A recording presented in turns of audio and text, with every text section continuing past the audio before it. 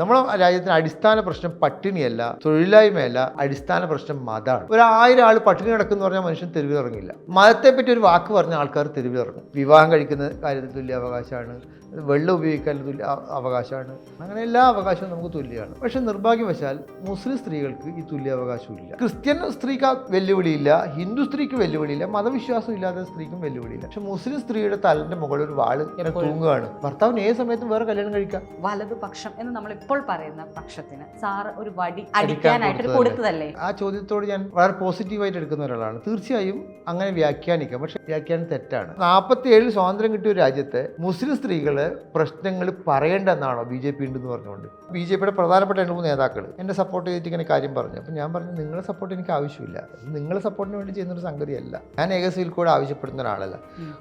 ഏക civil code എന്ന് പറയുന്നത് മുസ്ലിങ്ങളെ മാത്രം ബാധിക്കുന്ന വിഷയമല്ല. മുസ്ലിം സ്ത്രീകളെ സംരക്ഷിക്കാൻ മുത്തലാഖ് നിരോധനം കൊണ്ടുവന്ന് വന്ന ആളാണ് ഞാൻ. അവരെ സംരക്ഷിക്കാൻ ഞാൻ ഏക സിവിൽ കോഡ് കൊണ്ടിരുന്നു. കേരളത്തിലെ മുസ്ലിം പണ്ഡിതന്മാർ റിവ്യൂ പെറ്റീഷൻ ഫയൽ ചെയ്തു. ഈ അധികാരം സ്ത്രീകൾ കൊടുക്കാൻ പാടില്ല എന്ന് പറഞ്ഞു. ഈ സ്ത്രീകൾക്ക് അധികാരം കൊടുക്കുന്ന ഇസ്ലാമിക വിരുദ്ധമാണെന്ന് പറഞ്ഞു. സാറ് അവമതിപ്പ് ഉണ്ടാക്കുന്ന രീതിയിൽ സോഷ്യൽ മീഡിയയിൽ പ്രസംഗങ്ങൾ മുസ്ലിം പണ്ഡിതന്മാരെ താടിയൊക്കെ വെച്ച് തലക്കൊട്ടൊക്കെ ഇട്ട് വലിയ ബാസുള്ള മൈക്കിൽ എന്തൊക്കെയാണ് അവർ വിളിച്ചു പറയുന്നത്? അവരല്ലേ ഇസ്ലാമോഫോബിയ ഉണ്ടാക്കുന്നവർ. സാറ് ആദ്യത്തെ ഒരു പേര് തന്നെ സിനിമയിൽ വരുന്നതിന് മുൻപേ സോഷ്യൽ ആക്ടിവിസ്റ്റ് ആയിട്ടുള്ള ഒരു വക്കീൽ എന്നൊരു ഒരു നാമകരണം ഞാൻ 1-2 സ്ഥലത്ത് കണ്ടിരുന്നു. അപ്പോൾ സിനിമയിൽ വരുന്നതിന് മുൻപേ ഇത്തരം സോഷ്യലായിട്ടുള്ള പ്രവർത്തനങ്ങളിലൊക്കെ ഉണ്ടായിരുന്നു. ഞാൻ സ്കൂളിൽ പഠിക്കുന്ന കാലം മുതലേ വിദ്യാർത്ഥി രാഷ്ട്രീയവും സംഘടനാ പ്രവർത്തനമൊക്കെ ഉള്ള ഒരാളായിരുന്നു. അഭിഭാഷകനായതിനു ശേഷവും രാഷ്ട്രീയ പ്രവർത്തനമൊക്കെ ഉണ്ട്.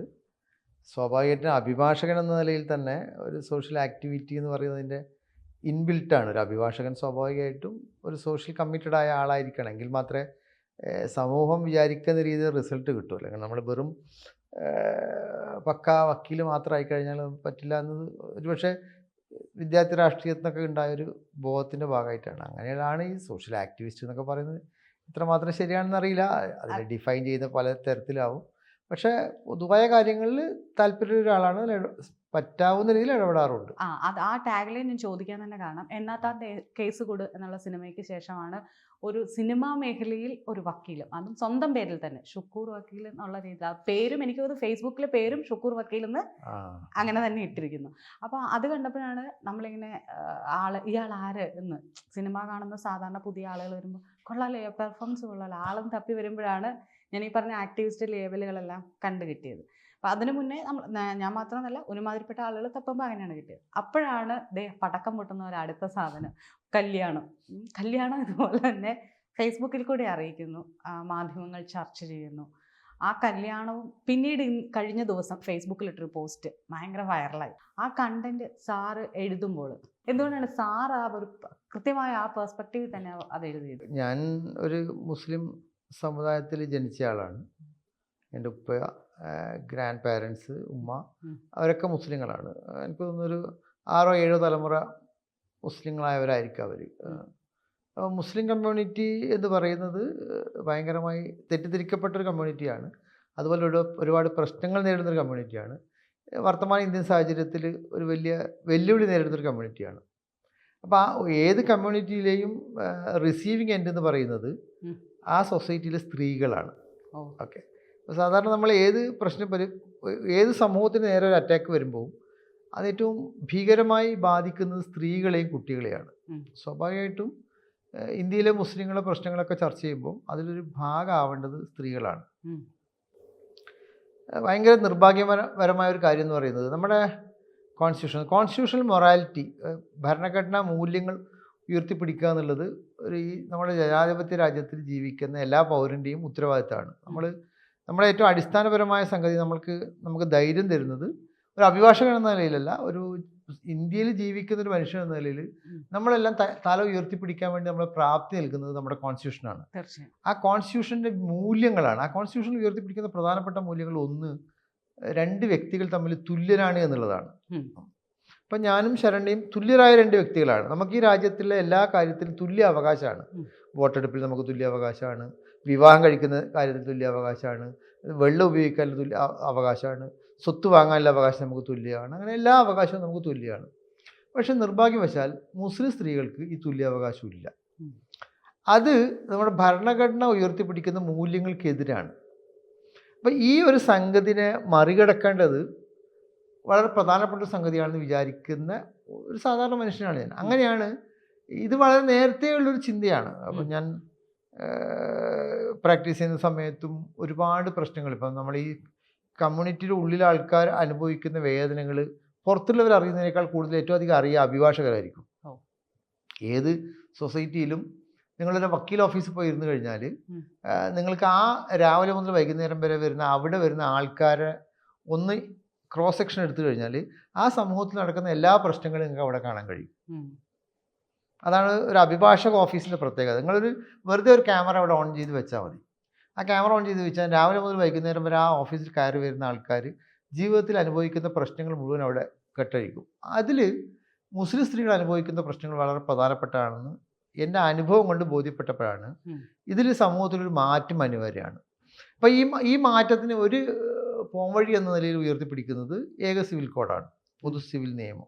ഞാൻ അതിലേക്കും കൂടെ അതെ, അതാണ് പ്രധാനപ്പെട്ട ഹൈലൈറ്റ്. പക്ഷെ അതിലൊരു വലിയൊരു അപകടമുണ്ട്. ഇപ്പോൾ പൊതു സിവിൽ നിയമം എന്ന് പറയുന്നത് അതൊരു പൊളിറ്റിക്കൽ അജണ്ടയാണ് BJPയുടെ. ഇപ്പോൾ ഹിന്ദുത്വ അത് തന്നെയാണ് എൻ്റെ ചോദ്യം. അതായത് ഇപ്പൊ സാറ് പറഞ്ഞു വെച്ചപ്പോൾ തന്നെ എനിക്ക് ചോദിക്കാനുള്ള കാര്യം, സാറ് തന്നെ സാറിന്റെ സ്വന്തം ജീവിതത്തിൽ നടപ്പിലാക്കിയ ഒരു കാര്യമുണ്ട്. 94 കല്യാണം കഴിച്ചപ്പോൾ ആചാരപ്രകാരം മത ആചാരപ്രകാരം കല്യാണം കഴിച്ചു, ജീവിച്ചു. പിന്നീട് ഇങ്ങോട്ട് വന്നപ്പോഴാണ് പെൺകുട്ടികൾക്ക് അത്ര പ്രാധാന്യമില്ല എന്ന് മനസ്സിലാക്കി വീണ്ടും കല്യാണം കഴിക്കുന്നു. ആ കല്യാണം പഴയ കല്യാണം രജിസ്റ്റർ ചെയ്തു, സോറി, സ്പെഷ്യൽ മാരേജ് ആക്ട് പ്രകാരം. സാറ് പക്ഷെ അങ്ങനെയല്ല പറഞ്ഞു, ഞാൻ വീണ്ടും കഴിക്കാന്നാ പറഞ്ഞത്, ആൾക്കാർ ശ്രദ്ധിക്കാൻ വേണ്ടി പറഞ്ഞു. അതന്നെ. അപ്പോൾ സ്പെഷ്യൽ മാരേജ് ആക്ട് പ്രകാരം കല്യാണം കഴിച്ചു. അങ്ങനെ സാറ് ചെയ്തപ്പോൾ സാറിനെ നമ്മൾ രണ്ട് രീതിയിലാണ്, ഞാൻ ആദ്യം പറഞ്ഞൊരു സോഷ്യൽ ആക്ടിവിസ്റ്റ് എന്നുള്ള ഒരു നിലയിലും രണ്ടാമത് സിനിമാ നടനല്ല. അപ്പൊ പെട്ടെന്ന് വാർത്തകൾ സ്പ്രെഡായി. ഇങ്ങനെ സാറ് ചെയ്തപ്പോൾ ഈ പറഞ്ഞ ഇപ്പോഴത്തെ നിലവിലെ ഇന്ത്യൻ സിനാരിയോയിലെ വലതുപക്ഷം എന്ന് നമ്മൾ ഇപ്പോൾ പറയുന്ന പക്ഷത്തിന് സാറ് ഒരു വടി അടിക്കാനായിട്ട് കൊടുത്തതല്ലേ? വളരെ ആ ചോദ്യത്തോട് ഞാൻ വളരെ പോസിറ്റീവായിട്ട് എടുക്കുന്ന ഒരാളാണ്. തീർച്ചയായും അങ്ങനെ വ്യാഖ്യാനിക്കാം, പക്ഷെ ആ വ്യാഖ്യാനം തെറ്റാണ്. നമ്മൾ ഈ 937 ഈ ശരീഅത്ത് അപ്ലിക്കേഷൻ ആക്ട് എന്ന് പറയുന്ന നിയമം വരുന്നത്. ഈ നിയമത്തോടു കൂടിയാണ് ഇന്ത്യയിലെ മുസ്ലിങ്ങളുടെ വിവാഹം, വിവാഹമോചനം, മെയിൻ്റനൻസ്, അഡോപ്ഷൻ, ഇൻഹെറിറ്റൻസ്, പ്രധാനപ്പെട്ട ഈ 5 കാര്യങ്ങളിൽ ശരീഅത്താണ് ബാധകമാകുക എന്ന് നമ്മുടെ നിയമനിർമ്മാണ സഭ, ബ്രിട്ടീഷുകാരുടെ ഇന്ത്യയിലാണ് നിയമം വരുന്നത്. ഇതിൽ ഇപ്പം നമ്മൾ പരിശോധിച്ച് കഴിഞ്ഞാൽ ഇതിലൊന്നും ഇപ്പം ശരീഅത്ത് നിലവിലില്ല. വിവാഹത്തിൻ്റെ കാര്യത്തിൽ ശരിയ പ്രകാരം ഒരു ആൺകുട്ടിയും പെൺകുട്ടിയും ബുലൂഗായാൽ, ബുലൂഗ് എന്നുള്ള അറബി വാക്കിൻ്റെ അർത്ഥം പ്യൂബർട്ടി അറ്റൈൻ ചെയ്താൽ, പ്യൂബർട്ടി അറ്റൈൻ ചെയ്യുന്ന പെൺകുട്ടിയാണെങ്കിൽ മെൻസ്ട്രേഷൻ വരിക, ആൺകുട്ടിയാണെങ്കിൽ മീശയും താടിയൊക്കെ വരിക, അങ്ങനെ വന്നാൽ അവർക്ക് കല്യാണം കഴിക്കാം. അതാണ് ശരിയ. ഇന്ത്യയിൽ അത് പോസിബിൾ അല്ല. ഇന്ത്യയിൽ പെൺകുട്ടിക്ക് 18 വയസ്സും ആൺകുട്ടിക്ക് 21 വയസ്സാവണം. അതിൽ ശരീഅത്തിന് അപ്രസക്തമാണ്. പിന്നെ ഉള്ളത് ശരീഅത്ത് വിവാഹത്തിൻ്റെ ഫോം ഓഫ് വിവാഹം, നിക്കാഹ്, അതിലാർക്കും തർക്കമില്ല. അപ്പോൾ ശരീഅത്തിലെ ഏറ്റവും അടിസ്ഥാന പ്രശ്നം വിവാഹപ്രായത്തിലെ കാര്യത്തിൽ ഇന്ത്യയിൽ ശരീഅത്തല്ല ബാധകം, ഇന്ത്യയിലെ നിയമമാണ് ബാധകം. രണ്ടാമത്തെ കാര്യം മെയിൻ്റനൻസ്, വളരെ പ്രധാനപ്പെട്ട ഒരു നിയമം. ഇപ്പോൾ 980 ഫസലുംബി എന്ന് പറയുന്ന ഒരു കേസിൽ, ഫസലുംബി വേഴ്സസ് ഖാദർ എന്ന് പറഞ്ഞൊരു കേസിൽ ജസ്റ്റിസ് കൃഷ്ണയ്യർ ആദ്യമായിട്ട് വിവാഹമോചിതയായ മുസ്ലിം സ്ത്രീക്ക് ഭർത്താവിൽ നിന്ന് ചെലവിന് കിട്ടാൻ അവകാശമുണ്ടെന്നൊരു വിധിന്യായം പറയുന്നത്. ആ വിധിന്യായം ഡെവലപ്പ് ചെയ്ത് 1995 സമയത്താണ് ജസ്റ്റിസ് YB ചന്ദ്രചൂഡ്, ഇന്നത്തെ ചീഫ് ജസ്റ്റിസിൻ്റെ പിതാവ്, അദ്ദേഹത്തിൻ്റെ ലീഡർഷിപ്പിലുള്ള 5 അംഗ ബെഞ്ച് ജഡ്ജിമാരിരുന്നിട്ട് വിവാഹമോചിതയായ മുസ്ലിം സ്ത്രീക്ക് മുൻ ഭർത്താവ് അവർ മരിക്കുന്നത് വരെയോ പുനർവിവാഹം വരെയോ ചെലവിന് കൊടുക്കാൻ ബാധ്യസ്ഥനാണെന്ന് പറയുന്നത്. 85. അതാണ് ഷബാനു ബീഗം കേസ്. ആ കേസ് വലിയ വിപ്ലവം ഉണ്ടാക്കി. വിപ്ലവം എന്ന് പറഞ്ഞാൽ അനാവശ്യമായ വിപ്ലവമാണ്. ഇന്ത്യയിലെ തെരുവുകളിൽ ഈ മുസ്ലിം ക്ലർജിമാർ പ്രകടനം നടത്തി. ശരീഅത്ത് അപകടത്തിലാണ്, ശരീഅത്ത് സംരക്ഷിക്കേണ്ടതുണ്ട്. കേരളത്തിൽ ബോംബെയിൽ, ഹൈദരാബാദിൽ, കൽക്കത്തയിൽ തുടങ്ങിയ പ്രമുഖ നഗരങ്ങളിൽ ലക്ഷക്കണക്കിന് ആൾ പ്രകടനം നടത്തി. കോഴിക്കോട്ട്, തിരുവനന്തപുരത്ത്, എറണാകുളത്തിലും കേരളത്തിലും പ്രകടനം നടത്തി. ഈ പ്രകടനം കൊണ്ടുണ്ടായ ഒരു പ്രശ്നം എന്ന് പറഞ്ഞാൽ മുസ്ലിം ഏകീകരണം ഉണ്ടായി. അത് രാജീവ് ഗാന്ധിയിൽ സമ്മർദ്ദം ഉണ്ടാക്കി. 86 അദ്ദേഹം ഈ മുസ്ലിങ്ങളുടെ താല്പര്യപ്രകാരം, മുസ്ലിങ്ങൾ എന്ന് പറയുന്നത് സാധാരണ ജനങ്ങൾ വലിയ തോതിൽ മതം അപകടത്തിലാണെന്ന് തെറ്റിദ്ധരിപ്പിച്ചാൽ ഇളക്കി വിടാൻ കഴിയും. ഇന്ത്യൻ്റെ ഒരു അപകടം പിടിച്ചൊരു സാഹചര്യമാണ്. ഒരു മനുഷ്യൻ പട്ടിണി കിടക്കുന്ന, 1000 ആൾ പട്ടിണി കിടക്കുന്ന പറഞ്ഞാൽ മനുഷ്യൻ തെരുവിൽ ഇറങ്ങില്ല. മതത്തെ പറ്റി എന്തെങ്കിലും പറഞ്ഞു? മതത്തെ പറ്റി ഒരു വാക്ക് പറഞ്ഞ ആൾക്കാർ തെരുവിൽ ഇറങ്ങും. അത് ഇന്ത്യൻ്റെ ഒരു അപകടം പിടിച്ച സംഗതി. ഇപ്പം നമ്മൾ വിലക്കയറ്റം രൂക്ഷമായി. ഇപ്പം നമ്മൾ 1 കിലോ അരിക്ക് 60 രൂപ അല്ലെങ്കിൽ 70 രൂപയുണ്ട്. പെട്ടെന്ന് അത് 200 രൂപയായാൽ പോലും നമ്മൾ മുഴുവൻ ആളും തെരുവിൽ ഇറങ്ങില്ല. പെട്രോളിൻ്റെ വില ഒറ്റയടിക്ക് 300 രൂപയാക്കിയാൽ നമ്മൾ തെരുവിൽ ഇറങ്ങില്ല. നേരെ മറിച്ച് ഒരു പള്ളിക്ക് നേരെ കല്ലെറിഞ്ഞു, ഒരു അമ്പലത്തിൽ ഒരു പശുവിൻ്റെ ഇറച്ചി കൊണ്ടിട്ടു, അല്ലെങ്കിൽ ഒരു ചർച്ചിൽ ഒരാൾ യേശുക്രിസ്തുവിൻ്റെ രൂപത്തിനെ വികൃതമാക്കി എന്നൊരു സ്റ്റേറ്റ്മെൻറ്റ് വന്ന് ആയിരക്കണക്കിന് ആൾ പുറത്തേക്ക് ഇറങ്ങും. ഇപ്പൊ നമ്മുടെ ഇന്റർവ്യൂവിൽ നമ്മളത് സൂക്ഷിച്ചാ സംസാരിക്കുന്നത്. അതെ, അത്ര സംസാരിക്കുന്നത്. ആ ഒരു അപകടം നമ്മുടെ രാജ്യത്തുണ്ട്. നമ്മുടെ രാജ്യത്തിന് അടിസ്ഥാന പ്രശ്നം പട്ടിണിയല്ല, തൊഴിലില്ലായ്മയല്ല, അടിസ്ഥാന പ്രശ്നം മതമാണ്. ആ അപകടം പിടിച്ചൊരു ഘട്ടത്തിൽ കൂടിയാണ് നമ്മൾ കടന്നു പോകുന്നത്. ഇത് ആൾക്കാർ തെരുവിലേക്ക് ഇറക്കി. രാജീവ് ഗാന്ധിക്ക് സമ്മർദ്ദത്തിന് വഴങ്ങി. അദ്ദേഹം 86-ൽ ഈ വിവാഹമോചിതയായ മുസ്ലിം സ്ത്രീക്ക് യുദ്ധകാലത്തേക്ക് മാത്രം ചെലവിന് കൊടുത്താൽ മതി എന്ന് നിയമം ഉണ്ടാക്കി. അത് ശരീഅത്ത് നടപ്പിലാക്കാൻ വേണ്ടി അദ്ദേഹം ശ്രമം നടത്തി. അതോടുകൂടി ഇത് സംഭവിച്ചു പറഞ്ഞാൽ ഹിന്ദുത്വ പൊളിറ്റിക്കൽ ഫോഴ്സിന് രാമജന്മഭൂമി, അയോധ്യ ഇഷ്യൂ ഒക്കെ അതിന് ശേഷമാണ് സജീവമായിട്ട് വരുന്നത് കാനഡയിലേക്ക്. അതിനുശേഷം അത് വലിയ തോതിൽ കത്തി. ആ ബാബരി മസ്ജിദ് പൂജക്ക് തുറന്നു കൊടുത്തു, അപകടം ഉണ്ടായി. അത് രാജീവ് ഗാന്ധിൻ്റെ രാഷ്ട്രീയ ജീവിതത്തിലെ ഏറ്റവും അപകടം പിടിച്ചൊരു സംഗതിയായിരുന്നു. അദ്ദേഹം ചെയ്ത വലിയ അബദ്ധമായിരുന്നു അത്. പക്ഷേ അതിൽ നിന്ന് മാറി സുപ്രീം കോടതിയിൽ കേസ്, ഡാനിയൽ ലത്തീഫി എന്ന് പറയുന്ന ഒരാളുടെ കേസിൽ വന്ന സമയത്ത് സുപ്രീം കോടതി പറഞ്ഞത് ഇന്ത്യയിലെ മറ്റ് സ്ത്രീകൾക്കുള്ള അവകാശം മുസ്ലിം സ്ത്രീകൾക്കും ഉണ്ട്. നിങ്ങൾ പ്രത്യേക നിയമം, മതപരമായ നിയമം ഉണ്ടാക്കിക്കൊണ്ട് ഈ അവകാശം പോകില്ല എന്ന് പറഞ്ഞു. 2010-ലും 2014-ലും സുപ്രീം കോടതി ആവർത്തിച്ചു. 2024 ജൂലൈ 21-ന് ഇപ്പോൾ മുഹമ്മദ് അബ്ദുൽ സമദ് വേഴ്സസ് തെലങ്കാന കേസിൽ സുപ്രീം കോടതി വീണ്ടും പറഞ്ഞു, മുസ്ലിം സ്ത്രീകൾ നിങ്ങൾ യുദ്ധ സമയത്തിലേക്ക് ചെലവ് മാത്രം കൊടുക്കുക. പിന്നീട് ദത്തവകാശമാണ്. നമ്മൾ ഈ കാര്യം പരിശോധിക്കുന്ന സമയത്ത് ഇപ്പോൾ നിങ്ങൾ ഏക സിവിൽ കോഡിന് അവിടത്തേക്കാണ് വരുന്നത്. ദത്തവകാശത്തിൻ്റെ കാര്യം വന്നപ്പോൾ ഇസ്ലാമിലെ ദത്തില്ല, ദത്ത് പാടില്ല എന്നാണ് മുസ്ലിങ്ങളെ മതപരമായ വിശ്വാസം. ഇപ്പോൾ ഏതെങ്കിലും മുസ്ലിം പണ്ഡിതനോട് ചോദിച്ചാൽ എന്തേ പറയും, ദത്ത് ഇസ്ലാം വിലക്കിയ സംഗതിയാണ്. വേറൊരാളുടെ മക്കൾ നിങ്ങളുടെ മക്കളാണെന്ന് പറഞ്ഞാൽ നിങ്ങളുടെ മക്കളാവില്ല. അതാണ് ഇസ്ലാമിൻ്റെ ഒരു കാഴ്ചപ്പാട്. ഇത് ആയിരക്കണക്കിന് മുസ്ലിം ദമ്പതികൾ കുട്ടികളെ ദത്തെടുക്കുന്നുണ്ട് ഇന്ത്യയിൽ. പക്ഷേ ഇത് ഇസ്ലാം അനുവദിക്കാത്തൊരു കാര്യമാണ്. അപ്പോൾ ഇസ്ലാം ശരീഅത്ത് അനുവദിക്കാത്തൊരു കാര്യം. ശരീഅത്ത് ഈ 1937-ലെ ശരീഅത്ത് അപ്ലിക്കേഷൻ ആക്ട് പ്രകാരം ദത്ത് അതിൻ്റെ പരിധിയിൽ വരുന്നതാണ്. അങ്ങനെ വരുമ്പോൾ ഇന്ത്യയിലെ മുസ്ലിങ്ങൾക്ക് ദത്തെടുക്കാൻ പാടില്ല. പക്ഷേ സുപ്രീം കോടതി 2014-ൽ ഷബനം ഹാഷ്മി കേസിൽ, ഷബനം ഹാഷ്മി എന്ന് പറഞ്ഞാൽ കൊല്ലപ്പെട്ട സഫ്തർ ഹാഷ്മിയുടെ സഹോദരി, ഗുജറാത്ത് കലാപത്തിൽ ഒറ്റപ്പെട്ടൊരു കുട്ടിയെ ദത്തെടുക്കാൻ തീരുമാനിക്കുന്നു. അവർ ഫാമിലി കോടതിയിലൊക്കെ പോയപ്പോൾ എല്ലാവരും നിഷേധിക്കുന്നു. സുപ്രീം കോടതി പറഞ്ഞു, ഇന്ത്യയിലെ ജീവിക്കുന്ന മുസ്ലിം ആണെങ്കിലും juvenile justice care and protection act ഒരു സെക്യുലർ നിയമമാണ്. അത് മത നിയമത്തിന് മേലെ വരും. അവർക്ക് കുട്ടിയെ ദത്തെടുക്കാൻ അവകാശമുണ്ട്. അപ്പം ദത്തിനും ശരീഅത്തില്ലാതെയായി. അപ്പം മുസ്ലിങ്ങളെ സംബന്ധിച്ചിടത്തോളം പ്രധാനപ്പെട്ട എല്ലാ കാര്യങ്ങളും ശരീഅത്ത് ഇല്ലാത്തൊരവസ്ഥയാണുള്ളത്. പിന്നെ നമ്മൾ ശരീഅത്ത് വാദിക്കുന്ന അർത്ഥമില്ല. ശരീഅത്ത് എന്ന് പറയുന്നത് ഇന്ത്യയിലെ മുസ്ലിങ്ങളുടെ ജീവിതത്തിൽ നിന്ന് മാറുകയും അതിന് പകരം സെക്യുലർ നിയമങ്ങൾ വരികയും ചെയ്തിട്ടുണ്ട്. സെക്യുലർ നിയമം, ഇന്ത്യ പോലുള്ള സെക്യുലർ സൊസൈറ്റിയിൽ മുസ്ലിങ്ങൾ ഒറ്റപ്പെട്ട് ജീവിക്കാൻ കഴിയില്ല. എൻ്റെ തൊട്ടപ്പുറത്ത് ജീവിക്കുന്ന ഹിന്ദുസ് കമ്മ്യൂണിറ്റിപ്പെട്ട അല്ലെങ്കിൽ ക്രിസ്ത്യൻ കമ്മ്യൂണിറ്റിപ്പെട്ട അല്ലെങ്കിൽ മതമില്ലാത്ത ഒരാൾ കുട്ടിയില്ലാത്ത സമയത്ത് ഒരു കുട്ടി ദത്തെടുക്കുന്നു. എൻ്റെ ഇപ്പുറത്ത് മുസ്ലിം അച്ഛനും അമ്മയും മുസ്ലിം ദമ്പതിമാർ കുട്ടിയില്ല. ഇവർക്ക് എടുക്കാൻ പറ്റും, ഇവർക്ക് എടുക്കാൻ പറ്റില്ല എന്ന നിലപാട് കോടതികൾക്ക് സ്വീകരിക്കാൻ കഴിയില്ല. അത് വിവേചനപരമാവും, ആർട്ടിക്കിൾ 14 വയലേഷൻ ആവും. അതുകൊണ്ടാണ് ഇതൊരു സെക്യുലർ സൊസൈറ്റിയാണ്. മനുഷ്യൻ്റെ വികാരങ്ങൾക്ക് വലിയ പ്രാധാന്യമുണ്ട്, മനുഷ്യൻ്റെ അന്തസ്സിന് പ്രാധാന്യമുണ്ട്, മനുഷ്യൻ്റെ ഇച്ഛകൾക്ക് പ്രാധാന്യമുണ്ട്. മനുഷ്യൻ എന്ന് പറയുന്നത് നമ്മളിപ്പോൾ ദൈവസൃഷ്ടിയാന്നൊക്കെ മതങ്ങൾക്ക് പറയാം. പക്ഷെ മനുഷ്യൻ എന്ന് പറയുന്ന തലച്ചോറുണ്ട്, ചിന്തിക്കുന്നവരാണ്, അവർക്ക് ആഗ്രഹങ്ങളുണ്ട്. ആ ആഗ്രഹങ്ങൾ നിറവേറ്റുന്ന രീതിയിലേക്ക് നിയമം വളരും. അത് അവഗണിച്ചുകൊണ്ട് ഒരു കമ്മ്യൂണിറ്റിക്ക് മുന്നോട്ട് പോകാൻ കഴിയില്ല. അപ്പോൾ അതുകൊണ്ടാണ് അഡോപ്ഷൻ അംഗീകരിക്കുന്നത്. പിന്നെ നമ്മൾ പ്രധാനപ്പെട്ട 2 പ്രശ്നങ്ങളുള്ളത്. ഒന്ന് ഈ സ്വത്തവകാശത്തിലെ പ്രശ്നമാണ്. ഈ സ്വത്തവകാശത്തിലെ പ്രശ്നം പരിഹരിക്കാൻ ഏക സിവിൽ കോഡല്ല പരിഹാരം എന്നുള്ളതാണ് എൻ്റെ പോയിന്റ്. ഒന്ന്, ഈ വിവാഹബന്ധം നിലനിൽക്കുന്നവർക്ക് SMA പ്രകാരം വിവാഹം കഴിച്ചാൽ ആ പ്രശ്നങ്ങൾ പരിഹരിക്കാം. അല്ലെങ്കിൽ സുപ്രീം കോടതി പറയുകയോ പാർലമെന്റ് അതിനുവേണ്ടി നിയമം പാസ്സാക്കിയാലോ മതി. പിന്നെയുള്ള സംഗതി 2ാം വിവാഹത്തിനുള്ള അവകാശമാണ്. അപ്പം കഴിച്ച സ്ത്രീകളോട് നിങ്ങൾ ചോദിക്കുക, അവരെ ഭർത്താവ് വേറെ ഒരാളുമായിട്ട് ഒരു ബന്ധം സ്ഥാപിക്കുന്നത് എക്സ്ട്രാ മാരിറ്റൽ ലൈഫ് ആയാൽ പോലും ഭയങ്കരമായി ടെൻസ്ഡ് ആവുമായിരിക്കും. അവർക്ക് ഉറങ്ങാൻ പറ്റില്ല. അത് കല്യാണം കഴിച്ച് ലീഗലൈസ് ചെയ്താൽ അപകടം എന്തായിരിക്കും? അത്രയും കാലം ഡിഗ്നിഫൈഡ് ആയ ഭർത്താവ് എന്ന് പറയുന്നത് നമ്മൾ ഈ ഇന്ത്യൻ കോണ്ടെക്സ്റ്റിലാണ് നമ്മൾ ഈ ഫാമിലി എന്ന് പറയുന്നത്. ഇപ്പം അറബികൾക്കോ അല്ലെങ്കിൽ ലോകത്തിൻ്റെ മറ്റു സ്ഥലങ്ങളിൽ ജീവിക്കുന്ന മുസ്ലിങ്ങളെയോ കണക്ട് ചെയ്തിട്ടല്ല ഞാൻ ഇന്ത്യൻ ഫാമിലി ബാക്ക്ഗ്രൗണ്ടിൽ, ഇന്ത്യൻ സാഹചര്യത്തിൽ ഫാമിലി എന്ന് പറയുന്നത് ഭയങ്കരമായ തിക്കായ ഒരു ബന്ധമാണ്. ഭാര്യയും ഭർത്താവ് എന്നൊക്കെ പറയുന്നത് നമ്മളങ്ങനെ ഇപ്പം നമ്മൾ എന്ത് ന്യൂജൻ കഥ പറഞ്ഞാലും ഈ ഹോണസ്റ്റി എന്ന് പറയുന്ന സംഗതി വളരെ പ്രധാനപ്പെട്ടത്. ഭാര്യയും ഭർത്താവും തമ്മിലുള്ള ബന്ധം, അവരുടെ പരസ്പരമുള്ള ട്രസ്റ്റ്, അത് ഷെയർ ചെയ്യാൻ വേണ്ടി ഒരു സ്ത്രീ തയ്യാറാവില്ല. അതിപ്പോൾ ക്രിസ്ത്യൻ സ്ത്രീക്ക് വെല്ലുവിളിയില്ല, ഹിന്ദു സ്ത്രീക്ക് വെല്ലുവിളിയില്ല, മതവിശ്വാസം ഇല്ലാത്ത സ്ത്രീക്കും വെല്ലുവിളിയില്ല. പക്ഷെ മുസ്ലിം സ്ത്രീയുടെ തലൻ്റെ മുകളിൽ ഒരു വാള് തൂങ്ങുകയാണ്. ഭർത്താവിന് ഏത് സമയത്തും വേറെ കല്യാണം കഴിക്കാം. ഭാര്യയുടെ സമ്മതം വേണ്ട, അനുവാദം വേണ്ട. സുപ്രീം കോടതി ഈ രണ്ടാം വിവാഹത്തെ വളരെ ഗൗരവത്തിൽ കാണുന്നുണ്ട്. ഇപ്പം ഇന്ന് ഒരു വേർഡിക്റ്റ് വന്നു, സുപ്രീം കോടതി വിധി വന്നിട്ടുണ്ട്. തമിഴ്നാട്ടിലൊരു കേസാണ്. ഭാര്യയും ഭർത്താവും ബന്ധം നിലനിൽക്കെ ഭാര്യ വേറെ കല്യാണം കഴിച്ചു. ആദ്യത്തെ കല്യാണത്തിന് ഡൈവോഴ്സ് കംപ്ലീറ്റ് ആകുന്നതിന് മുമ്പ്, ഡൈവോഴ്സ് പ്രൊസീഡിങ്സ് തുടങ്ങിയിരുന്നു, ഡൈവോഴ്സ് കംപ്ലീറ്റ് ആകുന്നതിന് മുമ്പ് ഭാര്യ വേറെ കല്യാണം കഴിച്ചു.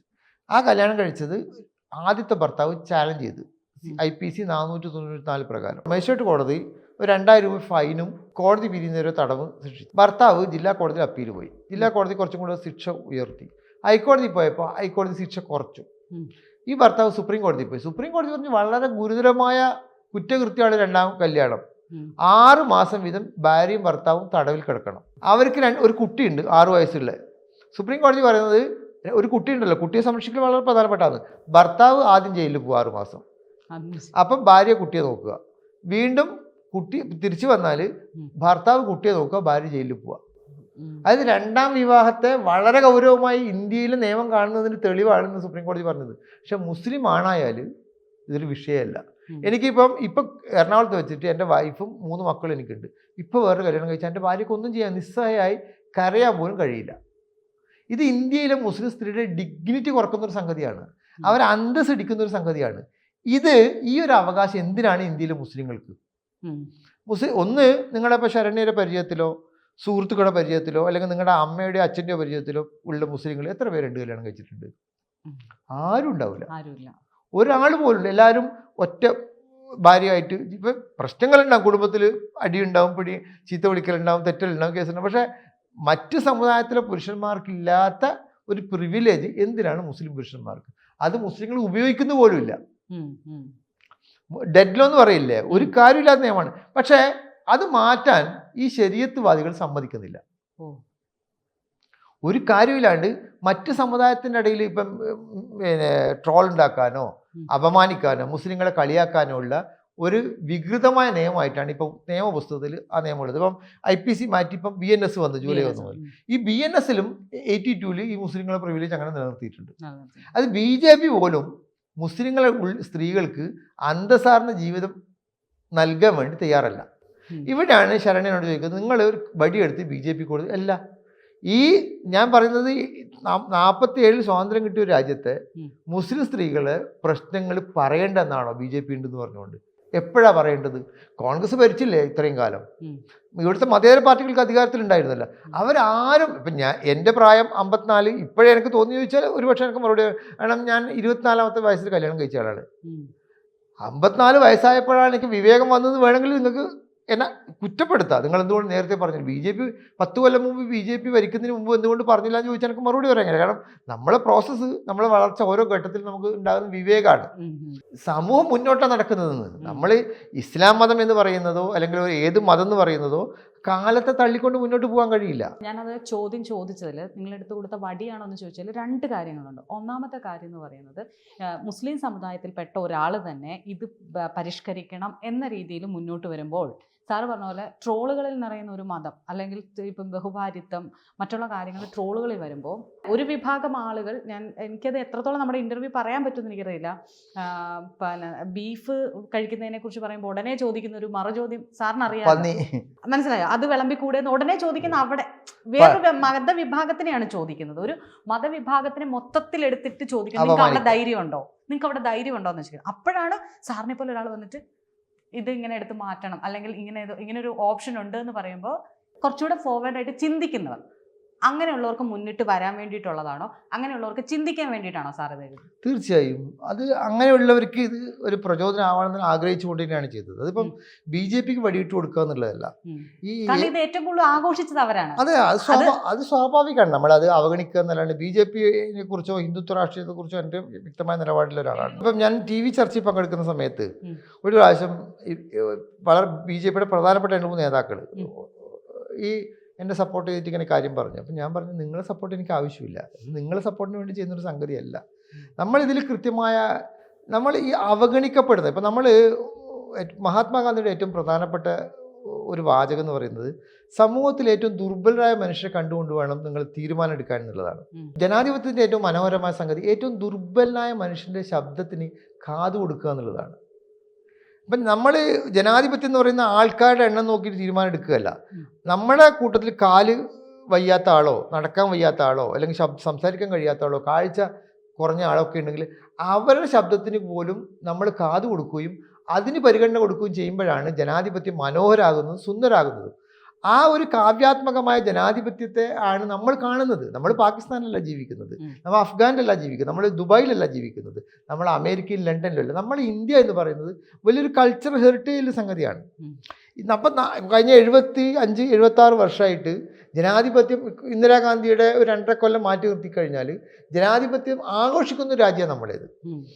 ആ ആഘോഷത്തിലെ പ്രധാനപ്പെട്ട പങ്ക് വഹിക്കുന്ന ഒന്ന് മുസ്ലിം സമുദായവുമാണ്, മുസ്ലിം സമുദായത്തിലെ സ്ത്രീകളുമാണ്. അവരുടെ ഡിഗ്നിറ്റി ഉയർത്തുന്ന രീതിയിൽ ഒരു കാര്യം ചെയ്താൽ അത് BJP ദുരുപയോഗം ചെയ്യുന്നു എന്നൊരു കാരണം കൊണ്ട് മാറിയിരിക്കുന്നത് ബുദ്ധിപരമല്ലാതാണ് ഞാൻ വിചാരിക്കുന്നത്. അല്ല, അത് ഞാനത് എടുത്തു പറയാനുള്ള കാരണം, ഇപ്പം നാളെ ഒരാൾ കേസുമായിട്ട് പോയി എന്ന് വിചാരിക്കും. ഞാനിപ്പോൾ BJP എന്ന് എടുത്ത് പറയുന്നില്ല, ഈ മുസ്ലിം സമുദായത്തിൽ ഇങ്ങനെയൊക്കെ ഒരു പ്രശ്നങ്ങളുണ്ട് എന്ന രീതിയിൽ, അല്ലെങ്കിൽ ഏക സിവിൽ കോഡ് നടപ്പിലാക്കണം എന്ന് ആവശ്യപ്പെട്ട് ഒരു വിഭാഗം മുന്നോട്ട് പോകുമ്പോൾ അവർക്കൊരു റെഫറൻസ് ആണ് സാർ. അല്ല, അത് പറയാൻ കഴിയില്ല. നമ്മൾ നിലവിലുള്ള നിയമത്തെ തന്നെ ഉപയോഗിക്കുക ചെയ്തത്. ഞാൻ ഏക സിവിൽ കോഡ് ആവശ്യപ്പെടുന്ന ഒരാളല്ല. ഏക സിവിൽ കോഡ് എന്ന് പറയുന്നത് മുസ്ലിങ്ങളെ മാത്രം ബാധിക്കുന്ന വിഷയമല്ല. മുസ്ലിങ്ങളെ മാത്രമല്ല, ഒരുപാട് ഇന്ത്യ ഒരു ഭയങ്കര വൈവിധ്യമുള്ളൊരു രാജ്യമാണ്. നമ്മൾ വിചാരിക്കുന്ന പോലെ ഒരു നിയമത്തിൽ കൂർക്കാൻ പറ്റുന്ന ഒരു സംഗതിയല്ല ഇന്ത്യ. നമ്മുടെ കേരളത്തിൽ തന്നെ എത്ര തരം വൈവിധ്യങ്ങളുണ്ട്. തമിഴ്നാട്ടിൽ മാമൻ മരുമകളെ കല്യാണം കഴിക്കും, നമുക്ക് ആലോചിക്കാൻ പറ്റുമോ? ചിന്തിക്കാൻ പറ്റത്തില്ല. നമ്മളെ അമ്മേനെ ആങ്ങളാന്ന് പറഞ്ഞാൽ എത്ര അടുപ്പില്ല ആളാണ് നമ്മളുമായിട്ട്. അവർ ഭർത്താവ് എന്നെ കുറിച്ച് ഇന്ത്യ എന്ന് പറഞ്ഞാൽ അങ്ങനെയാണ്. അപ്പോൾ അതിലും വിചിത്രവും വ്യത്യസ്തവുമായ ഒരുപാട് ആചാരങ്ങൾ നാട്ടില്ല. അത് ഒറ്റയടിക്കങ്ങ് മാറ്റിയെടുക്കാൻ കഴിയില്ല. അല്ല, ഇപ്പം ഈ ഏക സിവിൽ കോഡ് ഭരണഘടനാ നിയമനിർമ്മാണ സഭയിലും അംബേദ്കർ ഉൾപ്പെടെയുള്ളവർ പറഞ്ഞത് ഏക സിവിൽ കോഡ് ആവാം, നെഹ്റു ഉൾപ്പെടെ പറഞ്ഞ ആവാം, പക്ഷെ അതൊരു നിർദ്ദേശ തത്വത്തിൽ ഒതുക്കി. എന്തുകൊണ്ടാണ്? നമ്മൾക്കിത് എന്താ പറയുക, അതൊരു സാർ ആദ്യം പറഞ്ഞല്ലോ, വ്യക്തികൾക്ക് മേലെ ഒരിക്കലും ഒന്നും പോവരുതെന്നുള്ളതുകൊണ്ടാണ്. അപ്പോൾ സാറ് തന്നെ പറയുന്നുണ്ട്, ഞാനൊരു ഏക സിവിൽ കോഡിനോട് ഒരിക്കലും താല്പര്യമുള്ള വ്യക്തിയല്ലെന്ന്. അങ്ങനെയെങ്കിൽ ഈ ഏക സിവിൽ കോഡ് വാദിക്കുന്നവരുടെ ലക്ഷ്യം എന്തായിരിക്കാം? അത് പൊളിറ്റിക്കലാണത്. മുസ്ലിം വിരുദ്ധത ഉണ്ടാക്കുക എന്നുള്ള ഇപ്പം നമ്മളൊരു വലിയ പ്രശ്നം എന്ന് പറഞ്ഞാൽ, എന്ത് പ്രശ്നം വരുമ്പോഴും ഈ മുസ്ലിം ക്ലർജി ആദ്യം എടുത്ത അഭിപ്രായം പറയും. അവർ വിചാരിക്കുന്നത് മുസ്ലിങ്ങളെ മാത്രം ബാധിക്കുന്ന വിഷയമല്ല. മുസ്ലിം വിരുദ്ധത ഇപ്പം പ്രധാനമന്ത്രി 2023 ജൂൺ മാസം 27-ാം തീയതി മധ്യപ്രദേശിൽ വെച്ച പ്രസംഗത്തിലാണ് ആദ്യമായിട്ട് ഏക സിവിൽ കോഡിനെ കുറിച്ച് പറയുന്നത്. ഈ അടുത്ത സമീപകാലത്ത് അദ്ദേഹം പറയുന്നത്, മുസ്ലിം സ്ത്രീകളെ സംരക്ഷിക്കാൻ മുത്തലാഖ് നിരോധനം കൊണ്ടുവന്ന് വന്ന ആളാണ് ഞാൻ, അവരെ സംരക്ഷിക്കാൻ ഞാൻ ഏക സിവിൽ കോഡ് കൊണ്ടുവരുന്നു. സത്യത്തിൽ അത് അപ്രസക്തമായ പ്രയോഗമാണ്. മുസ്ലിം സ്ത്രീകളെ സംരക്ഷിക്കാൻ ഏക സിവിൽ കോഡിൻ്റെ ആവശ്യമില്ല. ഞാനീ പറഞ്ഞ 2 ഇഷ്യൂ ഉള്ളത്. അത് വളരെ സിമ്പിളായിട്ട് നിയമനിർമ്മാണം നടത്തിയാൽ തീരാവുന്ന ഒരു പ്രശ്നമേ ഉള്ളൂ. ഈ BNS വന്നപ്പോൾ ചെയ്യായിരുന്നു പ്രധാനമന്ത്രിക്ക്. അല്പം സാർ ഈ പറഞ്ഞത് വലിയ പോയിന്റാണ്. അതായത് ഈ നിങ്ങൾ പറഞ്ഞ 2 പോയിന്റ് അഡ്രസ്സ് ചെയ്ത് സാറിന് മുന്നോട്ട് പോയിക്കൂടെ? സാർ പറഞ്ഞ സാറിൻ്റെ 5 തലമുറ ഇവിടെ ജീവിച്ച മുസ്ലിംസാന്ന് പറയുന്നത്. അപ്പോൾ സാറ് തന്നെ കണ്ടിട്ടുണ്ട് കുടുംബത്തിലെ ഓരോരോ ഘട്ടങ്ങൾ, ആ സ്ത്രീകൾ അനുഭവിക്കുന്ന തുല്യതയില്ലായ്മ. അതിന് നിങ്ങൾക്ക് തന്നെ ഇറങ്ങിൽ കൂടെ എന്നാണ്. തീർച്ചയായും ഉണ്ട്. സുപ്രീം കോടതിയിൽ ഇപ്പോൾ ഒരു കേസിൽ ഞാൻ കക്ഷി ചേർന്നിട്ടുണ്ട്. സ്വത്ത് അവകാശവുമായി ബന്ധപ്പെട്ടിട്ട് കേരള ഹൈക്കോടതിയിൽ ഞാൻ റിട്ട് ഫയൽ ചെയ്തിട്ടുണ്ട്. ബൈഗമി, 2ാം വിവാഹത്തിനെതിരെ പൊതു താല്പര്യം രാജ്യം നിൽക്കില്ല. മുസ്ലിം സ്ത്രീകൾ ഫയൽ ചെയ്ത കേസ് സുപ്രീം കോടതിയിലുണ്ട്. തീർച്ചയായും സുപ്രീം കോടതി ഇന്ത്യയിലെ മുസ്ലിം സ്ത്രീകളെ അഭിമാനം ഉയർത്തുന്ന രീതിയിലുള്ള തീരുമാനം കൈക്കൊള്ളുന്നു തന്നെയാണ് ഞാൻ വിചാരിക്കുന്നത്. എൻ്റെ ഒരു സംശയമായിട്ടാണ്, ഇപ്പം സാറ് കല്യാണം കഴിച്ചിട്ടുണ്ട് ഈ 2 രീതിയിൽ. ഒന്ന് മുസ്ലിം നിയമപ്രകാരം കല്യാണം കഴിച്ചിട്ടുണ്ട്, സ്പെഷ്യൽ മാരേജ് ആക്ട് പ്രകാരം കല്യാണം കഴിച്ചിട്ടുണ്ട്. അപ്പോൾ ഈ തലാഖ് ഏത് ഇതിലാണ്? അതെ, നമ്മുടെ മുസ്ലിം പേഴ്സൺ ലോ, മുഹമ്മദ് ലോ എന്നാണ് അതിൻ്റെ പേര്. മുള്ള എന്ന് പറയുന്ന ഒരാൾ എഴുതിയൊരു പുസ്തകമാണ് 1906 എഴുതി. ആ പുസ്തകം റെഫർ ചെയ്തിട്ടാണ് കോടതികളെല്ലാം നിയമം പറയുന്നത്. ആ പുസ്തകത്തിൽ 307 ഖണ്ഡികയിൽ പറയുന്നത്, ആ പുസ്തകം റെഫർ ചെയ്തിട്ടാണ് ഞങ്ങളൊക്കെ നിയമം പറയുന്നത്. 3 തരത്തിലാണ് മുസ്ലിം വിവാഹമോചനം ഉള്ളത്. ഒന്ന്, പുരുഷൻ യൂണിലാറ്ററി ഡിക്ലെയർ ചെയ്യുന്ന തലാക്ക്, ഞാൻ നിങ്ങളെ വിവാഹം ചെയ്ത് ഒഴിവാക്കിയിരിക്കുന്നു എന്ന് പുരുഷൻ 2 സാക്ഷികൾ മുമ്പാകെ പറഞ്ഞാൽ ഒഴിവായി. 2, സ്ത്രീ പറയാണ് കുല ഡിക്ലറേഷൻ, ഞാൻ നിങ്ങളുടെ ഭർത്താവിനെ ഒഴിവാക്കിയിരിക്കുന്നു. സ്ത്രീ പറഞ്ഞാൽ ആ വിവാഹം 2 സാക്ഷികൾ മുമ്പ് പറഞ്ഞ് എഴുതി അയച്ചാൽ കഴിയും. 3-മത്തെ മുബാറ എന്ന് പറയും, ജോയിൻറ്റ് പെറ്റീഷൻ, 2 പേരും ചേർന്നിട്ട് ഒരു എഗ്രിമെൻ്റ് ആക്കുക. ഈ 3 തരത്തിലാണ് വിവാഹമോചനം ഉള്ളത്. അപ്പം ഇപ്പം ഈ സ്ത്രീകൾക്കുള്ള അവകാശം 2019 വരെ ഉണ്ടായിരുന്നില്ല കുല പ്രകാരം ഡൈവോഴ്സ് ചെയ്യാൻ.